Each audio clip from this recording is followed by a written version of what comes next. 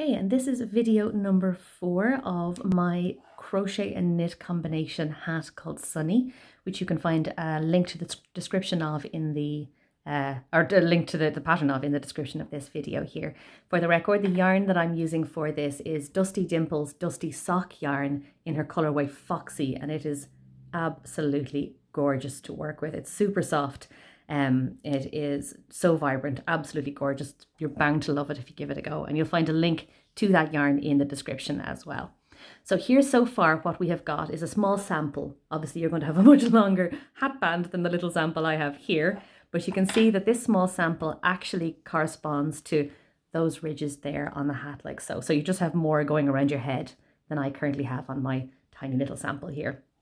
I have got my garter stitch done, and I've just finished my 2 rows of half treble or half double if you're American, or if you speak the American crochet language. You can see them here on top of my garter stitch hat band, and look how absolutely gorgeous those stitches are together. Isn't that just absolutely exquisite? So here we go. So we've got our half treble section done, and at this point we are going to transition into Tunisian crochet, which is going to give us this beautiful grid texture here on our work. So first things first, we need to stop working double-stranded. So we need to choose a strand to cut. And I'm going to choose the strand from the outside. Oh, sorry, I banged the camera. There we go. Choose the strand from the outside of my ball. So I'm going to keep pulling from the center because I prefer that myself. But either strand will work just fine, whichever way your ball is behaving or whichever way you prefer is absolutely fine. So I'm going to split those 2 off there now if I can. Find out which one I cut. Here we go. And I'm going to just continue with my 1 strand. This will be sewn in to be secured in a little bit. And I'm going to work with this strand here, which is attached to my ball. So on the pattern there, you have got quite a few chain stitches to do. I'm only going to do a few because it'll be all day up and all day down otherwise if I were to do the full hat length of my chain stitches. So I'm going to do 11 chain stitches here. 3, 4, 5, 6, 7, 8, 9, 10. By the way, if I have boggled you with how I crochet, that's a consequence of having a left-handed mother and an insistent daughter who absolutely needed to learn how to crochet when she saw my mum do it. So yeah, you hold the hook however you prefer, however you're comfortable. Don't worry, you don't have to do this weird half crochet, half knitting hybrid technique that I use on mine.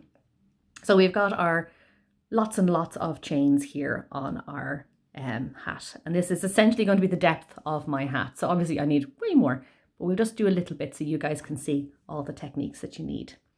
You can see here on my hook that I have got a loop, which does not count as a stitch, but that V I have isolated there on my finger directly below it. You see that there, little loopy?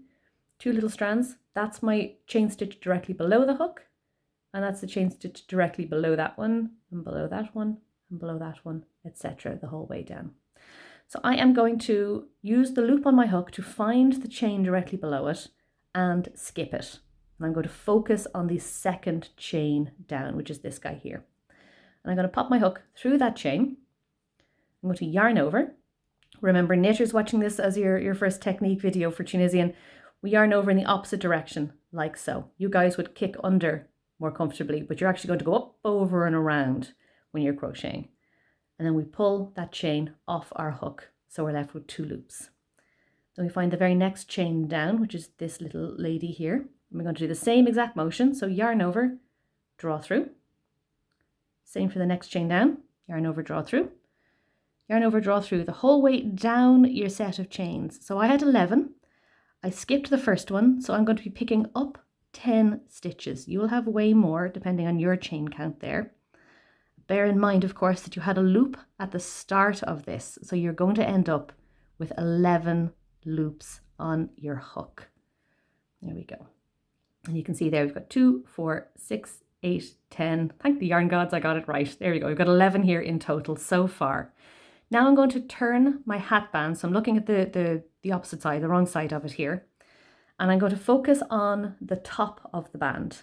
And I can see this series of really beautiful little V's along the top here. It looks like a cast-off row in knitting, or just regular crochet if you're a crocheter. This will be very familiar. So I'm going to find the very first V along at the base of my chains, and I am going to pop my hook straight through the V on top. I'm going to yarn over, once I sort my ball out, and I'm going to pull that yarn over back through the fabric, giving me a 12th loop. Now that loop at the end there is actually attaching this column or this row, depending on how you look at it, to the fabric I have already. If I didn't have that, it would just be attached to the chain and it wouldn't be part of the hat yet. So that last loop is a very important loop to ensure that your hat crown attaches to your hat band. At this point, all we need to do is the same repeated motion, yarn over through 2, the whole way back up again. Every yarn over adds a loop. Pulling it through 2 reduces your overall count by 2 loops. So you're actually slowly going to be reducing the number of loops you have on your hook. And you can see there, they are slowly diminishing. The number is shrinking by 1 every time I yarn over, pull through 2, till I'm back to 1 loop on my hook. And then I know my first piece of Tunisian crochet is complete. Now it doesn't look like much currently, because it doesn't have all of its friends with it. But once we get through all of those friends, you will see this lovely grid appearing on your work here. That grid, by the way, is made up of these horizontal lines and some vertical lines here. We have made our first vertical line. And if you look at the actual stitch itself, you will see a lot of little rungs of a ladder all the way down the front of it. They're slightly diagonal. You can see one right there, one right there under my thumb, one right there as well. Those are the rungs of your ladder that you're going to use in the next video to create your very next column along. Bearing in mind, of course, that the V on top of your column, this little dude here, doesn't count as a rung. So it's only the ones in the meat of your column, in the actual fabric itself, that are going to count there. So we should have 10 in total, I think. 1, 2, 3, 4, 5, 6, 7, 8, 9, 10 there currently. You, of course, will have way more because your chain was bigger at the beginning. So give that a go, and I hope to see you in the very next video. Remember, videos like this are only made possible with the help of my Patreon people, and you'll see a link to my Patreon page at the bottom of this video as well, along with absolute love for all of my Patreon supporters. You guys are excellent, wonderful people. All right, see you in the next video.